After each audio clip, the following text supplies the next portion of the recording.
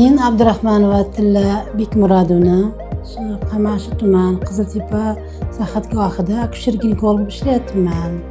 Bizning ish faoliyatimiz mana shu yerda yotgan ayol xodimlarimiz va ayol bemorlarimizni hammasini shikoyatiga qarab ularga maslahat beramiz va atrofdagi shu yerda yashovchi aholiga ham xizmat ko'rsatamiz. Soch infeksiyalarga va klinik laboratoriya tekshiruvlardan va ayollarimizni surtma analizlarini ham to'liq tekshirib o'tkazib beradi. Ginekologik kasalliklarga ko'ruvimizga juda yaxshi yordam beradigan Qamashida hozir bitta bo'lib turibdi. Bitta kompyuterli kolposkopimiz bor, kolposkop apparatimiz.